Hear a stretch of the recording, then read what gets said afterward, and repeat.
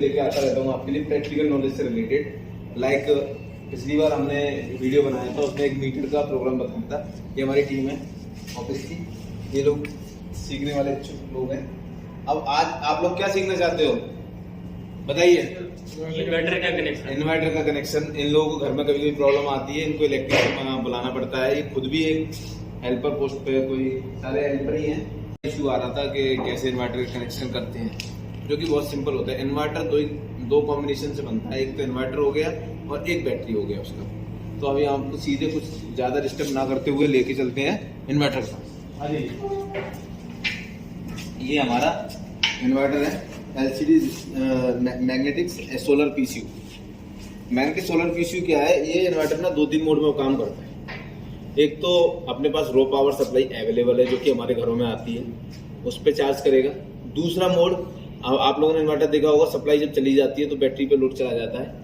पर कभी ऐसा नहीं सोचा होगा, कई बार डाउट आता है कि जो सोलर प्लेट है, अगर उससे भी हम चार्ज कर सकें बैटरी को, तो घर में मोस्टली क्या है ना, सब लोग यूज कर लेते हैं सोलर प्लेट से सीधा बैटरी लगा देते हैं।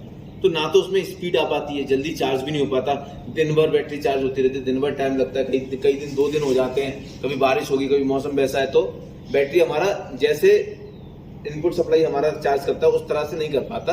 तो जो ये मॉडल है सोलर में PCU, ये उसी के लिए। इसमें अगर आप सोलर के पॉइंट लगा दो तो ये इन्वर्टर की बैटरी को उतनी स्पीड से चार्ज करेगा जितना कि रॉ पावर अपनी करती है, ठीक है ना। तो डायरेक्ट लगाना और एक इन्वर्टर के थ्रू लगाना, दोनों चीजें अलग है। Both are the different things, ठीक है ना। तो अब हम इसमें समझते हैं इसमें कितने कितने मोड है, एक स्टेज आगे का स्टेप है, ठीक है। तो अब आपको एक चीज और, आप मार्केट जाते हैं कई लोग, मैंने आप लोगों को एक पावर का वीडियो भी बनाया था, मुझे लिंक में अवेलेबल है, तो नहीं भी होगा तो अपलोड कर देना उसको सामने। उसमें क्या है ना, मैंने बताया कि कौन सी पावर क्या होती है। जैसे कभी मार्केट में जाते हो तो तुम बल्ब लेने जाते हो, बल्ब बोलते हो वाट का दे दो, 1000 वाट का दे दो, 1500 वाट का दे दो। जैसे जनरेटर लेने जाते हो तो KVA में होता है वो, जैसे ये हो गया KVA में। तो हमारा स्टेबलाइजर मैंने बताया था कि जो भी सप्लाई बनाता है, सप्लाई को कम ज्यादा करता है, वो KVA में रहता है।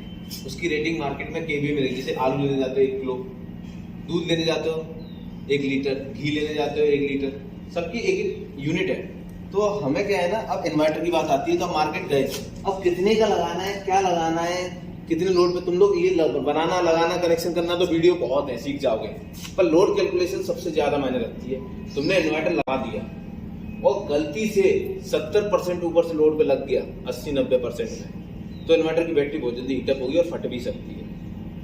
क्योंकि फुल लोड पे 70-80% ही हम मैक्सिमम चला सकते हैं किसी भी चीज का। कोई मशीन होती है उसको RCC में, इसमें न्यूट्रल फेज से हम लिए RCC भी। अब देखो डायरेक्ट में न्यूट्रल से लगा रहा हूँ। तुम लोगों को बताया था कि फेज और न्यूट्रल सेम लेना है, चीजें नहीं तो ट्रिप हो जाएंगी। क्यों? क्योंकि इसमें RCC भी अवेलेबल है और वहां पे भी RCC भी अवेलेबल होता है। घरों में भी आजकल RCC भी यूज हो रहे हैं, मल्टियों में, सब जगह। अगर RCC भी नहीं है, क्योंकि RCC में जो करंट जा रहा है उतना रिटर्न आना चाहिए। अगर वो 0 नहीं आ रहा है तो वो ट्रिप करेगा ही करेगा। अब ये देखो, ये हो गया फेज, इसको यहाँ लगा रहा हूँ, ठीक है ना। चालू, ये देखो अभी ट्रिप नहीं हुआ क्योंकि डायरेक्ट हो गया। पर इसको इधर ऊपर लगा दो, अरे ये क्या एम्पियर जो हमारा आया, जैसे ये हो गया, मान लो 20 kVA का हो गया। अब इसका एम्पियर आ रहा है हमारा 35, पर हमको घर में चलाना है 30। तो पहले ये देख लो 30 एम्पियर जो हो रहा है वो 35 का 70% है कि 80% है कि 90? कहीं ऐसा ना हो वो एम्पियर ऊपर हो तो दिक्कत हो जाएगी ना, प्रॉपर नहीं चलेगा, डिस्चार्ज भी तुरंत होगा। तो वो सारी चीजें हमको कैलकुलेशन कर लेंगे, सिंपल सी है। अगर कोई 100 का एम्पियर हो गया, 100 kVA का हो गया, तो उसका 70% 70 एम्पियर। अगर वो इन्वर्टर 100 kVA का, वो 70 एम्पियर बना सकता है तो चला सकते हैं अपन उससे, केवल 70%। तो सिंपल सी चीज हो गया। इतना समझ में आ गया कैसे KVA डिसाइड करना है, कैसे एम्पियर करना है। एक हम इसको थ्योरेटिकल भी बना देंगे, बट आजकल क्या है ना, प्रैक्टिकल चल सकता है, कौन सा अपडेट वर्जन आ रहा है ये यहाँ पे एक, ठीक है ना। तो उसमें क्या है ना, आपको क्लियरिटी हो जाती है। अब यहाँ पे सोलर के अलग से पॉइंट है, तो मैं वो सारी पिने दिखाता हूँ। पहले मैं दिखाता हूँ ये इन्वर्टर किस किस मोड में काम करता है। आ जाइए इधर आइए, डिस्प्ले पे लाइए, आइए सब लोग देखिए आगे। देखो अभी इस पे लिखा आ रहा है मेंस ऑन सोलर PCU, ठीक है ना। IP mains on solar off, SOL मतलब सोलर ऑफ। एक टाइम में एक ही चीज ऑन होगी, वो रहेगी। ऐसा नहीं है कि आपने सोलर भी दे दिया सोलर भी ऑन है और मेन सप्लाई भी ऑन है, समझ रहे हो ना। अगर कभी कभी गांव में 2 दिन लाइट नहीं आ रही, 3 दिन लाइट नहीं आ रही, तो उस केस में आदमी क्या करेगा, मेन लाइट को बंद कर देगा और सोलर से अपना कनेक्शन चालू कर देगा। गांव में हो जाता है कभी कभार आंधी तूफान, बाढ़, भूकंप, इन वजह से लाइट की परेशानी आ जाती है।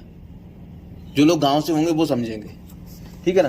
तो सोलर ऑफ मतलब सोलर को ऑन कब करना है, सोलर मोड तो आगे, पर इसका फायदा कब लेना है, जब लाइट है तो फिर तो लगाने का कोई मतलब नहीं है। इसका फायदा कब लेना है, जब तूफान आ जाए, लाइट चली गई, या फिर बिजली बचाना है तुमको, तब भी ले सकते हो। अब ये नहीं कि बारिश में सोलर खोल के बैठ गए। तो ये देखो कौन से मोड पे चल रहा है अभी ये, अब ये देखो ये एक मोड हो गया, अब ये पूरा ऑफ ही हो गया, ठीक है ना। अब देखो इसमें इन्वर्टर, अब ये ऑफ किया, इन्वर्टर मोड हो गया। अभी देखो मोड चेंज हो जाएगा, मेंस ऑन, सोलर ऑफ। एक और कौन से मोड है इसमें देख लेते हैं, इन्वर्टर मोड है ना। तो इन्वर्टर मोड पे ऑन चल रहा है अभी। अभी क्या करना है, ठीक है ना। अब मैं आपको इसका सोलर के पॉइंट दिखाता हूँ, पीछे आइए, इधर आइए। देखो पहले इन्वर्टर में होता क्या क्या है ये देखो। एक तो इन्वर्टर होता है, दूसरा होता है अपना बैटरी बॉक्स। ये हमारा बैटरी बॉक्स है, ठीक है ना। हमेशा बैटरी को कवर में ही रखना चाहिए, ठीक है ना। इसमें देखो एक बैटरी आती है पानी वाली, उनमें पानी भी चेक करते रहते हैं। कभी कभी क्या है ना, इन्वर्टर डिस्चार्ज होता है, लोड ही नहीं ले रहा, तो उसमें जो पानी डलता है ना, मिनरल वाटर, वो भी कम हो जाता है। पर ये विदाउट पानी वाली है, ये ड्राई है, ठीक है ना। इसमें पानी की जरूरत नहीं है। ये थोड़ा कॉस्टली होती है तो घरों में आदमी नहीं लगाता है, ये ऑफिस में रहता है। अब आप इधर देखिए पीछे पूरा कंडीशन, ये देखिए। अब इसमें आपको दिख रहे होंगे, देखो ये जो 2 गए, हमेशा इन्वर्टर में जो सबसे मोटे तार हो, कभी आपने ट्रैक्टर में देखे होंगे, कभी इंजन में देखे होंगे, ट्रक में देखे होंगे, तो बैटरी वाले जो तार हैं बहुत मोटे होते हैं, क्योंकि स्टार्टिंग में बहुत ज्यादा करंट लेते हैं। तो ये दोनों तार किसके हो गए, लिखा है नहीं लिखा है डजेंट मैटर, ठीक है ना, समझ गए।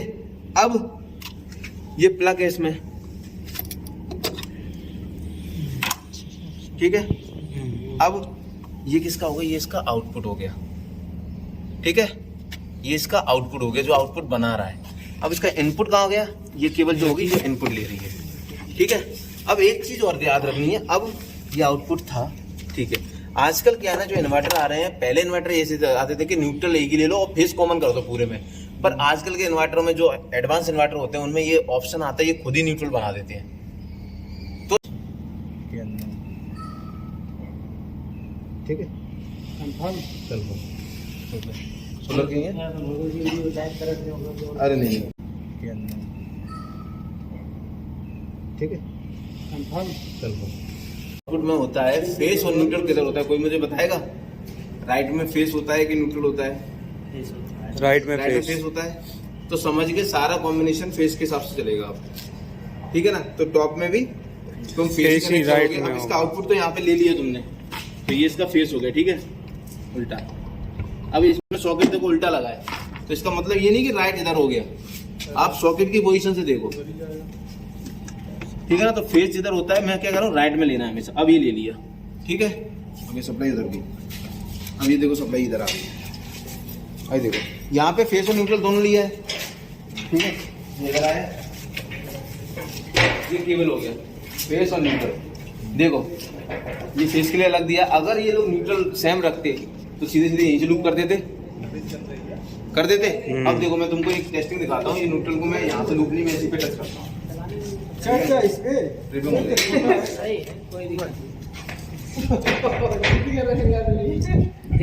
ठीक है ना। मैं ऐसी न्यूट्रल को दे रहा हूँ, उसको देखना आरसीसी भी ट्रिप हो गई। इसका मतलब क्या है कि ये ऐसा इन्वर्टर है